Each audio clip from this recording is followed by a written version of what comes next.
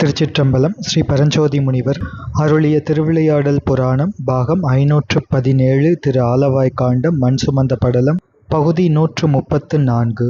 எம்பிரான் ஸ்ரீமத் மாணிக்கவாசக சுவாமிகள் புத்த மத குருவிடம் 2 முக்கிய கேள்விகளை எழுப்பினார். பௌத்த சமயம் கூறும் கடவுள் கொள்கை என்ன, பௌத்த சமயம் கூறும் முக்தி கொள்கை என்ன என்று 2 முக்கியமான கேள்விகளை எழுப்பினார். அதிலே 2க்குமே புத்த சமய குரு பதில் சொன்னார். இவற்றையெல்லாம் கேட்டுவிட்டு பெருமையில் சிறந்த திரு வாதவூர் அடிகள் பெருமான் சோழ மகாராஜாவினது திருமுகத்தை நோக்கி திவ்ய கிருபாநோக்கம் செய்கின்றார். கிருபாநோக்கம் செய்து எம்பிரான் ஸ்ரீமத் மாணிக்கவாசக சுவாமிகள் திருவாய் மலர்ந்து அருளுகின்றார். இந்த புத்த குருவுக்கு நான் என்ன சொல்வது? அரிமடம் பூண்டு ஒன்றுக்கு ஒன்று சம்பந்தமில்லாத பித்து உரைகளை வசனிக்கின்றார் இந்த புத்த குரு. முரண்பட்ட கொள்கைகளை எடுத்து கூறுகின்ற இந்த புத்த குருவுக்கு என்ன சொல்லி புரிய வைக்க முடியும் என்று கூறி அருளுகின்றார். புத்த சமய குருவை பேதை என்று அருளுகின்றார். பேதை என்றால் யாதும் அறியாதவன் என்று பொருள். அதோடு அரிமால் அரிமடம் என்றும் கூறுகின்றார். இதனுடைய பொருள் என்பது தான் சிற்றறிவினனாக இருந்து கொண்டு தன்னை பேரறிவு உடையவனாக தன்னைத்தானே நன்கு மதித்து கொள்ளுதல். இப்படி இந்த 2 தன்மைகளையும் உடைய ஒருவராக இந்த புத்த மத குரு இருந்து கொண்டு ஒன்றுக்கொன்று முரண்பட்ட கொள்கைகளை கூறுகின்றார். இவர்களுக்கு என்ன சொல்லி விளக்க வைப்பது என்று சொல்லி அருளிவிட்டு ஸ்ரீமத் மாணிக்கவாசக சுவாமிகள் தொடர்கின்றார். அதாவது தர்க்கம் செய்யும் போது ஏதும் பதில் சொல்லாமல் சும்மா இருந்தால் அதுவே தோல்வி ஸ்தானமாக அமையும். எனவே புத்த சமய குரு சொன்ன கொள்கைகளில் கடவுள் பற்றிய கொள்கைகள், அதாவது பௌத்த சமயத்தில் சொல்லப்படுகின்ற கடவுள் யார், பதி லட்சணம் என்ன என்கின்ற அந்த கொள்கைகளில் அந்த புத்த சமய குரு சொன்ன கொள்கைகளையெல்லாம் ஒவ்வொன்றாக எடுத்துக்கொண்டு அதனை மறுக்க ஆரம்பிக்கின்றார் எம்பிரான் ஸ்ரீமத் மாணிக்கவாசக சுவாமிகள். புத்த சமய குரு சொன்ன கடவுள் பற்றிய கொள்கைகளிலே முதலாவது கொள்கை, புத்த சமயத்தின் சொல்லப்பட்ட கடவுள் என்பவர் தர்மங்களை எடுத்துச் சொல்லக்கூடிய பிடக நூல்களை சொன்னவர். இது பௌத்த சமய கடவுள் அவரினுடைய லட்சணத்தை பற்றிய முதல் கொள்கை. புத்த சமய கடவுள் என்பவர் பிடக நூல்களை சொன்னவர். அந்த பிடக நூல் என்பது கொல்லாமை முதலான நல்ல தர்மங்களை எடுத்துச் சொல்வது. இந்த கொள்கையை எடுத்துக்கொண்டு எம்பிரான் ஸ்ரீமத் மாணிக்கவாசக சுவாமிகள் இதற்கு மறுப்பு தெரிவிக்கின்றார். புத்த குருவே, அகிம்சை முதலான தர்மங்கள் உண்டு என்று நல்ல பிடக நூலை உங்கள் கடவுள் கூறினார் என்று முதலில் சொன்னாயே, அதே நேரம் உங்களினுடைய வாதம் என்பது க்ஷணபங்கவாதம் என்று உன்னுடைய கொள்கையை பற்றி சொன்னாய். க்ஷணபங்கவாதம் என்பது அறிவும் அறியப்படும் பொருளும் க்ஷணம் தோறும் தோன்றி மாய்ந்துவிடும் என்பது க்ஷணபங்கவாதம் என்று நீ சொன்னாய். அப்படியென்றால் பொருந்திய அறிவு உண்டாகி பின்னர் அது க்ஷணப்பொழுதில் கெடும் என்று சொன்னாயே. அப்படியென்றால் பிடகம் என்கின்ற நூலை செய்வதற்கு சொல்லும் பொருளும் வேண்டும். எந்த ஒரு நூலையும் செய்வதற்கு சொல்வதற்கு சொல்லும் பொருளும் வேண்டும். அப்படியென்றால் அந்த சொல்லையும் பொருளையும் தேடி பிடக நூல் செய்வதற்கு முன்னமே அந்த அறிவு க்ஷணபங்கமாக கெட்டுவிடுமே, மாய்ந்து விடுமே. இப்படி க்ஷணந்தோறும் தோன்றி மாய்ந்து கொண்டிருக்கின்ற அந்த அறிவை கொண்டு சொல்லையும் பொருளையும் தேடி பிடக நூல் செய்வதற்கு முன்னமே அந்த அறிவும் பொருளும் பங்கமுறும் என்றால் அந்த பிடக நூலை உங்கள் கடவுள் எவ்வாறு கூறியிருக்கக்கூடும்? அதை நீ சொல்வாயாக என்று கேட்கின்றார். 2மே பரஸ்பர விரோதமாக அமைகின்றது. எனவே உங்கள் கடவுள் நூல் செய்தார் என்று நீ கூறியது அது அசம்பாவிதம், அது நடக்க முடியாத ஒன்று, நடந்திருக்க முடியாத ஒன்று என்று மறுக்கின்றார். நூல் சொல்வதற்கு பொருள் வேண்டும். அப்படி ஒரு பொருளை குறித்து அதற்குரிய சொல்லை தேடி சொல்வதற்கு முன்னமே உங்களினுடைய க்ஷணபங்கவாதப்படி உங்களினுடைய ஞானம் கெட்டு போய்விடும். எனவே எப்படி நூல் செய்வது? சரி, க்ஷணம் தோறும் அறிவு தோன்றி அழியும். அப்படி அந்த அறிவு தோன்றி அழியும் போது அந்த பொருந்தி வருகின்ற தொடர்ச்சி என்று இருக்கின்றதே, அந்த தொடர்ச்சியின் வழியே நூல் தோன்றலாமே என்று புத்த குருவே இதற்கு நீ பதில் சொன்னால், அப்படியென்றால் முன் சொன்ன சொல்லை மறுபடியும் சொல்ல வேண்டும். முன்னர் தோன்றிய அறிவு கெட்டு பின் தோன்றிய அறிவு சிறந்தது என்று ஆகிவிடும். அப்படியென்றால் இந்த முறைப்படி இரண்டாவதாக தோன்றும் அறிவும் கூட க்ஷணத்திலே கெட்டுவிடும். எனவே பித்தர் சொன்னதை அறியாது பேதை சொல்லிய ஒன்றை தெரிவிக்கும் நூலாகத்தான் பிடக நூல் இருக்க முடியுமே அன்றி, ஒரு நூல் என்பது ஆதி மத்தியம் அந்தம் என்று எந்த இடத்திலும் முரண்படாமல் இருக்க வேண்டும். உன்னுடைய க்ஷணபங்கவாத கொள்கைப்படி முதலில் தோன்றிய அறிவு நடுவிலே உண்டாகின்ற அறிவுக்கு முன்பே கெட்டு அழிந்துவிடும். நடுவில் தோன்றிய அறிவு அது இறுதிப் பகுதி அறிவு தோன்றுவதற்கு முன்னே அது கெட்டு அழிந்துவிடும். அப்படி இருக்க மாறுபாடு இல்லாத பிடக நூலை புத்தன் சொன்னான் என்று நீ சொல்வது எவ்வாறு பொருந்தும்? சரி, உன்னுடைய புத்தன் ஆதியிலே பல தர்மங்களை செய்து அதனை உணர்ந்து பின்பு பிடக நூலை செய்தார் என்றார். அவர் முன் செய்யப்பட்ட தர்மங்களை எப்படி தெரிந்து கொண்டார்? அந்த தர்மங்களை அவருக்கு முன்பு ஒருவர் கூறினாரா? என்றால் அவருக்கு முன்பு கூறின அவருக்கு கூறியவர் யார் என்ற இந்த கேள்வி அது எல்லையின்றி வரம்பு இன்றி அனவஸ்தையாய் சென்று கொண்டே இருக்கும். அது அனவஸ்தை என்கின்ற தோஷமாக ஆகிவிடும். பதிலும் கூற முடியாமல் முட்டுப்படும். எனவே கர்த்தாவும் இல்லை என்று ஆகிவிடும். சரி, இந்த பிடக நூலை சொன்னவர் புத்தாச்சாரியன், அவரே பள்ளியில் இருந்தார் என்றால், அவரே நீ தொழுகின்ற தெய்வம் என்று நீ சொன்னால், அவருக்கு ஆச்சாரியன் என்று சொல்லப்பட்டவர் எங்கே இருந்தார்? அவருக்கு கடவுள் என்பவர் யார்? அவரால் சொல்லப்பட்ட நூல் எங்கே இருக்கின்றது என்று பல வினாக்கள் தொடர்ந்து எழும்.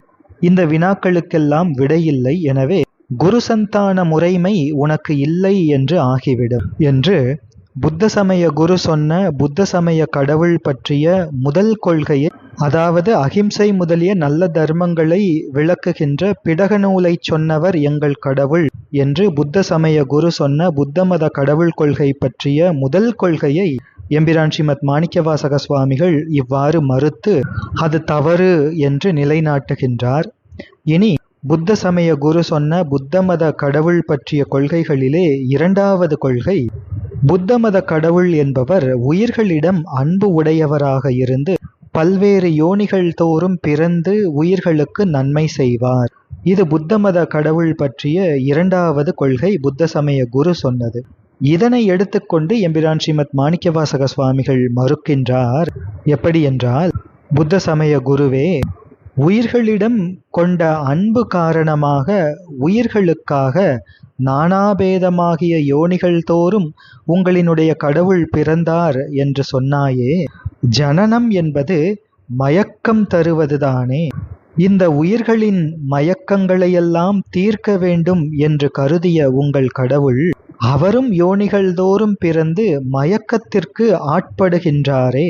உயிர்கள் யோனிகளிலே பிறந்து பிறப்பை அடைவதுதான் மயக்கம் என்றால், அதே போன்று உங்கள் கடவுளும் யோனிகளிலே பிறந்து வருகின்றார் என்றால் அவரும் மயக்கத்துக்கு ஆட்படுபவர்தானே. ஒருவரது மயக்கத்தை தீர்க்கும்படி வந்தவர்கள் அவரும் அந்த மயக்கத்திலே அகப்பட்டு விட்டால் அவரிடமிருந்து அந்த மயக்கத்தை யார் நீக்குவார்? அந்த மயக்கம் எப்படி நீக்கப்படும்? பிறர் மயக்கத்தை தீர்க்க வந்து தாம் மயங்குதல் என்பது அது பெரும் மயக்கமாகிவிடும். எனவே உங்கள் கர்த்தா பிறவியில் அகப்பட்ட உயிர்களை காக்கும் பொருட்டுத்தான் பிறவி எடுத்தார் என்பது எப்படி இருக்கின்றது என்றால், காட்டிலே பல மான்கள் வேடர் விரித்து வைத்த வலையிலே சிக்கிக் கொண்டன. இவ்வாறு மான்கள் எல்லாம் வலையிலே சிக்கிக் கொண்டதை மற்றொரு மான், வெளியே இருக்கின்ற மான் பார்த்தது. வலையில் அகப்பட்டு சிக்கிக் கொண்ட மான்களை அந்த வலையிலிருந்து விடுவிக்க வேண்டும் என்று எண்ணி இந்த மான் அந்த வலைக்கு உள்ளே குதித்து ஓடியது. அப்படி அந்த வலைக்குள்ளே குதித்து ஓடிய மான் அந்த வலையிலே தானும் அகப்பட்டு கொண்டது. அப்படிப்பட்ட ஒரு மானால் எப்படி மற்ற மான்களினுடைய வலையில் அகப்பட்டு கொண்ட தன்மையை நீக்க முடியும்? சரி, தர்மத்தை ஆக்குவதற்குத்தான் புத்தன் பிறந்தான் என்று சொன்னார். எல்லா உயிர்களுமே தர்மத்தை ஆக்குவதற்குத்தான் பிறந்தன என்று சொல்வதில் என்ன குற்றம் இருக்க முடியும்? அப்படி சொல்வதை உன்னால் மறுக்க முடியுமா? சரி, மற்ற உயிர்கள் பிறந்ததற்கு காரணம் வினை என்று நீ சொன்னால், அந்த வினை உன் தலைவனுக்கும் உண்டு என்று ஆகிவிடும். அவரும் பிறந்து வருகின்றார் என்றால். சரி, உன்னுடைய தலைவன் தன்னுடைய விருப்பத்தின்படி பிறந்தார் என்றால், மற்ற உயிர்களுமே அவ்வாறு அவரவர்கள் விருப்பப்படி பிறந்தன என்று நான் சொன்னால் அதை உன்னால் மறுக்க முடியுமா என்று எடுத்துக் கூறி, புத்த சமயத்தின் கடவுள் பற்றிய கொள்கையின் இரண்டாம் கூற்றான புத்த சமய கடவுள் உயிர்களிடம் அன்பு கொண்டு உயிர்களின் மயக்கத்தை தீர்ப்பதற்காக தான் பல்வேறு யோனிகள் தோறும் பிறந்து உயிருக்கு நன்மை செய்வார் என்கின்ற அந்த இரண்டாவது கொள்கை எம்பிரான் ஸ்ரீமத் மாணிக்கவாசக சுவாமிகளினால் மறுக்கப்பட்டது. இனி புத்த சமய குரு சொன்ன கடவுள் கொள்கை, புத்த சமய கடவுள் கொள்கைகளிலே மூன்றாவது கொள்கை என்ன என்றால், புத்த மத கடவுள் அவர் ஐராத்மவாதம் முதலான 4 குற்றங்களை ஒழித்தவர். இது அவர்களினுடைய கடவுள் பற்றிய கொள்கையிலே மூன்றாவது. அதாவது உயிர்கொலையை நினைக்கவும் கூட மாட்டார் புத்த மத கடவுள். அதுதான் முக்கியமான கொள்கை, புத்த மத கடவுள் பற்றிய முக்கியமான கொள்கை. இதனை எப்படி மறுக்கின்றார் எம்பிரான் ஸ்ரீமத் மாணிக்கவாசக சுவாமிகள் என்றார், எம்பிரான் ஸ்ரீமத் மாணிக்கவாசக சுவாமிகள் கேள்வி எழுப்புகின்றார். புத்த சமயத்தை சார்ந்தவர்களே, உங்கள் கடவுள் உயிர்கொலை செய்வதற்கு நினைக்க கூட மாட்டார் என்று சொன்னீர்களே, ஆனால் நீங்களே சொன்னீர்கள் உங்களினுடைய கடவுள் நானாவித யோனிகள் தோறும் பூமியிலே பிறந்து வருவார் என்று சொன்னீர்கள். அப்படி உங்கள் கடவுள் நானாவித யோனிகள் தோறும் பூமியிலே பிறந்து திரியும் காலத்திலே மாம்ச பட்சிணிகளாகிய புலியுமாக நரியுமாக அந்த யோனிகளிலும் சென்று பிறந்து வந்திருப்பார் அல்லவா?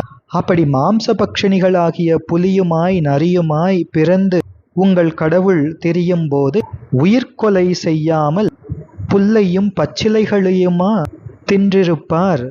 புலியாகவும் நரியாகவும் அந்தந்த யோனிகளிலே பிறந்து புலியாக நரியாக பிறந்தபோது அவரும் மாம்ச பட்சிணியாகத்தானே இருந்திருப்பாரே அன்றி புலி பசித்தாலும் புல்லை தின்னுமா என்ற பழமொழிப்படி அவர் பச்சிலைகளையா சாப்பிட்டு கொண்டு இருந்திருப்பார்? உங்கள் கடவுள் பரதுக்கன் என்று சொன்னால் பல உயிர்களையும் கொன்று உண்டமையால் அவர் பொல்லாதவர் என்று ஆகிவிடும். எனவே கொலையை மறுத்து தர்மம் பாலித்தார் என்பதும் உங்கள் கடவுள் பரதுக்கன் என்பதும் இங்கே மறுக்கப்படுகின்றது என்று எம்பிரான் ஸ்ரீமத் மாணிக்கவாசக சுவாமிகள் அருளுகின்றார்கள். இனி புத்த மத சமய கடவுள் கொள்கைகளிலே 4வது கொள்கை, அவர் போதி மரமான அரசமர நிழலிலே உருவத் திருமேனி கொண்டு வீற்றிருப்பார் எம் கடவுள் என்று அந்த புத்த சமய குரு சொன்னார். இதனை மறுக்கின்றார் எம்பிரான் ஸ்ரீமத் மாணிக்கவாசக சுவாமிகள். புத்த சமயத்தை சார்ந்தவர்களே, உங்கள் கடவுள் போதி மர நீழலிலே உருவத் திருமேனி கொண்டு இருப்பார் என்று சொன்னீர்கள். ஆனால் உங்களினுடைய முக்தி கொள்கையை சொல்லும்போது என்ன சொன்னீர்கள்? பஞ்சஸ்கந்தங்களும் சேர்ந்து உருவம் உண்டாக அது ஒவ்வொன்றாக பங்கப்படும் என்று சொன்னீர்கள். அந்த பஞ்சஸ்கந்தங்களும் அழிவதுதான் முக்தி என்று சொன்னீர்கள். இது உங்களினுடைய மத சித்தாந்தம் என்றால், யோனிகள் தோறும் உயிருக்கு அருள் செய்ய வேண்டி ஒரு வடிவம் கொண்டார் உங்கள் மத கடவுள் என்பதும் பொய்யாகிவிடுமே. பஞ்ச ஸ்கந்தமும் பங்கப்பட்டுவிட்டால் உன்னுடைய கடவுளுக்கு பின்னர் உருவம் என்பது எப்படி உண்டாகும்? பஞ்சஸ்கந்தங்களிலே ரூபஸ்கந்தமும் ஒன்று உண்டு என்று சொன்னாய். ஆக பஞ்சஸ்கந்தங்களும் பங்கப்படும் போது ரூபஸ்கந்தமும் பங்கப்பட்டு விட்டால் பின்னர் உங்கள் கடவுள் எப்படி ஒரு வடிவம் எடுத்துக்கொள்வார்? அவரே எப்படி யோனிகள் தோறும் சென்று உருவம் எடுத்துக்கொண்டு பிறப்பார்?